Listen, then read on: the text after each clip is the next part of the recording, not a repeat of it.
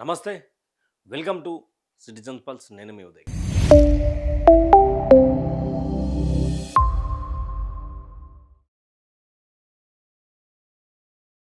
తెలంగాణ రాష్ట్రానికి శుభవార్త.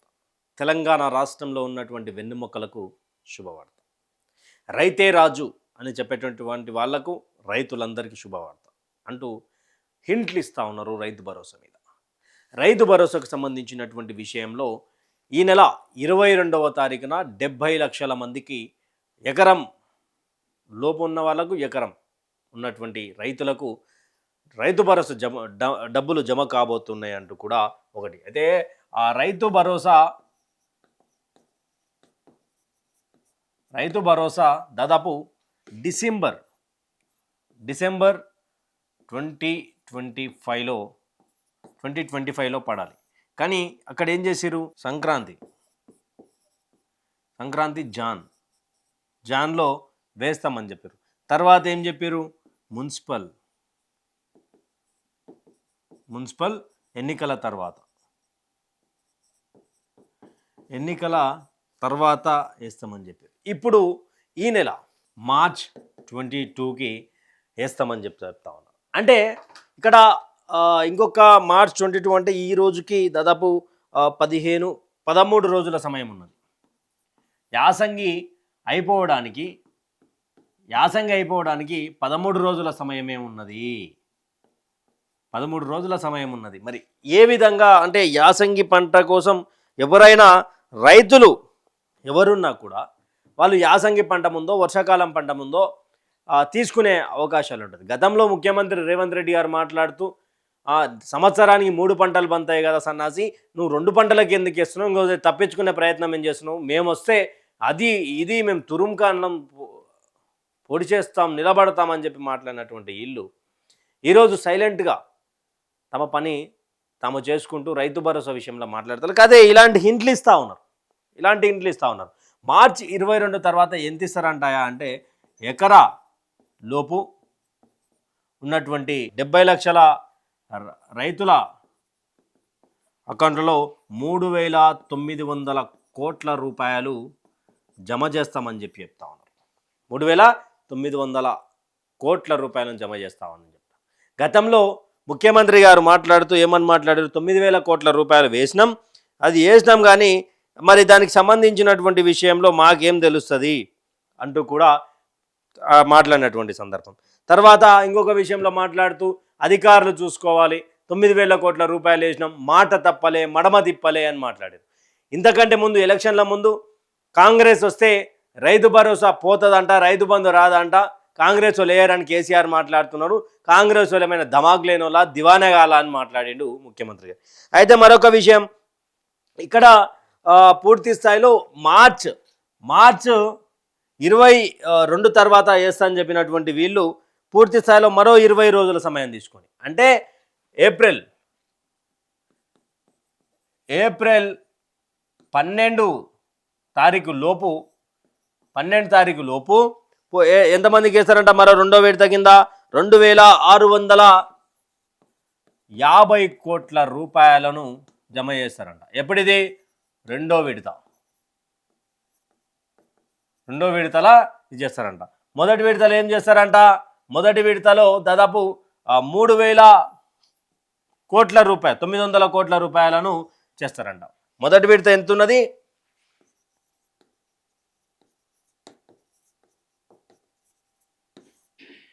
3,900 కోట్లు. ఇక్కడ రెండో విడత 2,650 కోట్ల రూపాయలను జమ చేస్తామని చెప్పేసి రాష్ట్ర ప్రభుత్వం హింట్లు ఇస్తూ ఉన్నది. తర్వాత ఏప్రిల్ మూడో విడత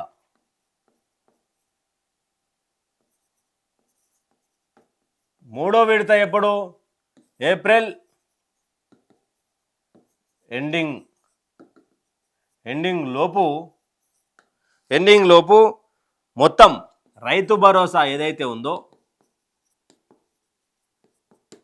9,000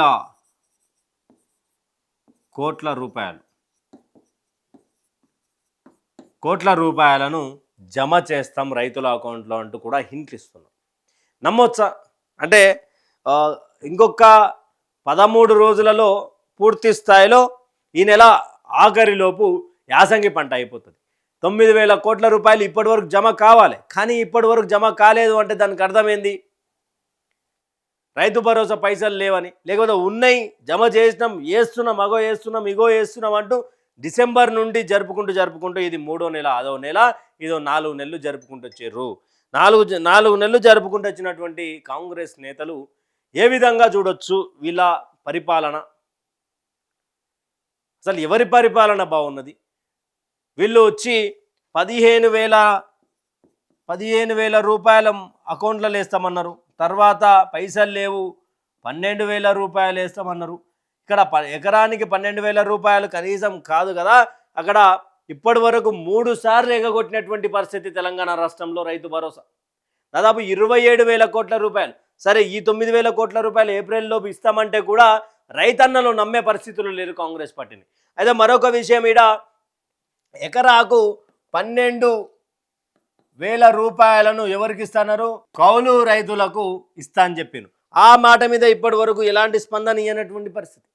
ఇక్కడ కౌలు రైతులకు ఒక ఎన్టీవీ లాంటి శాటిలైట్ ఛానల్లో కూర్చొని ఒక డిబేట్, ముఖ్యమంత్రి కాకముందు, సరే సార్ మరి నాకు ఒక 2 ఎకరాలు ఉంది, మరి నేను హైదరాబాద్లో జీవనం సాగిస్తున్నాను కాబట్టి నేను 2 ఎకరాలు కౌలు రైతులకు కౌలుకి భూమికి ఇస్తాను, ఆ భూమికి మరి ఇస్తే అసలు మీరు కౌలు రైతులకు 12,000 రూపాయలు ఎకరానికి సంవత్సరాన్ని లెక్క చెప్పారు కదా, అసలు కౌలు రైతులకు ఇస్తారా లేకపోతే పట్టాదారుడైనటువంటి రైతుకి ఇస్తారా, ఓనర్కి ఇస్తారా అని ముఖ్యమంత్రి గారిని అడిగితే ముఖ్యమంత్రి గారు చెప్పినటువంటి సందర్భం ఏంటంటే కౌలు రైతులకు ఇస్తాం, అదేవిధంగా పట్టాదారుడైనటువంటి ఆ భూమి యజమాని ఎవరైతే వాళ్ళకి ఇస్తాం. అంటే ఎకరానికి సంవత్సరానికి వచ్చేసి 27,000 రూపాయలను ఒక ఇద్దరు రైతుల అకౌంట్లో పడబోతుంది అని చెప్పి ఆయన క్లియర్గా చెప్పింది. కౌలు రైతు అకౌంట్లో సంవత్సరానికి ఎకరా పేరు మీద 12,000 రూపాయలు, పట్టాదారుడైనటువంటి భూమి యజమాని ఎవరైతే ఆయన అకౌంట్లో 15,000 రూపాయలను వేస్తామని చెప్పేసి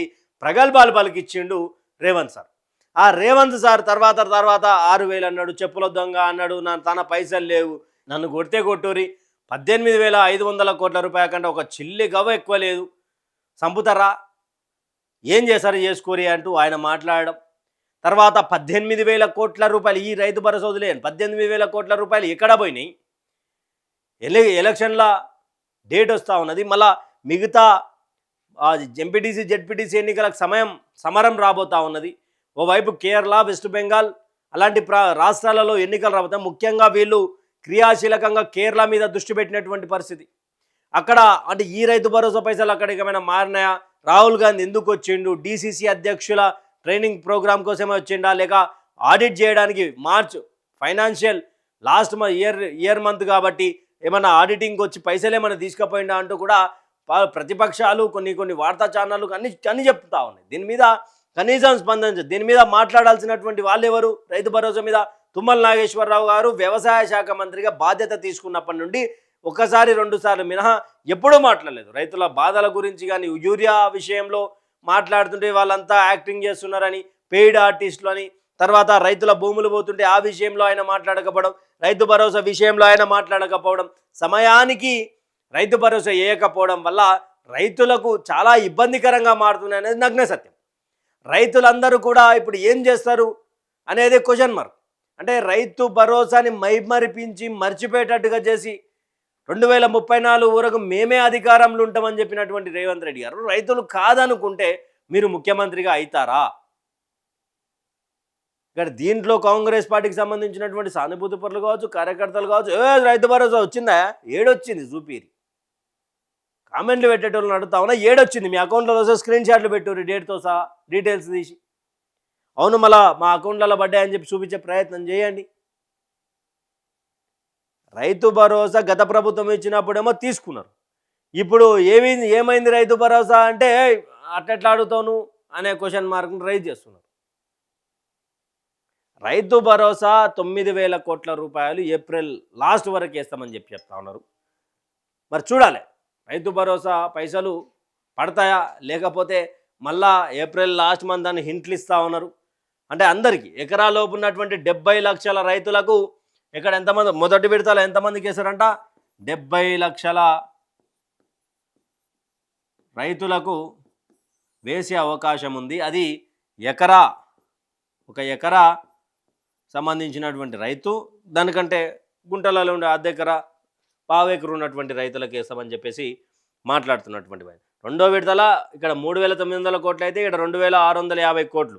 అంటే మొత్తానికి మూడో విడత వరకు 9,000 కోట్ల రూపాయలను ఏప్రిల్ 12 తారీఖు లోపు రెండో విడత, ఏప్రిల్ లాస్ట్ 30 ఏదైతే ఉంటుందో 30వ తారీఖు లోపు 9,000 కోట్ల రూపాయలను విడుదల చేయబోతా ఉన్నాం, రైతుల అకౌంట్లో వేయబోతాం, రైతులకు శుభవార్త చెప్పబోతా ఉన్నామని మాట్లాడుతున్నారు. చూడాలి మరి, పైసలు లేవని మాట్లాడేది వాళ్ళే, వేస్తామని చెప్పి హింట్లు ఇచ్చేది వాళ్ళే. ఎలా ఉండబోతామని తెలంగాణలో యాసంగి పంట కూడా అయిపోవడానికి వచ్చింది. మరి చూడాలి మార్చ్ మంత్ ఎండ్ వరకు మొదటి విడత పడుతుందా పడదా, తర్వాత 20 రోజుల తర్వాత మొదటి విడత పడితే తర్వాత 20 రోజుల తర్వాత పడతా అనే ఒక క్లారిటీ ఉంటుంది. కానీ ఇప్పుడు అది పడుతుందా పడదా అనే ఒక క్లారిటీ లేనటువంటి పరిస్థితి. దీనిపై మీ అభిప్రాయాన్ని కామెంట్ సెక్షన్లో కామెంట్ చేయండి. Thank you for watching. Stay tune with citizens pulse.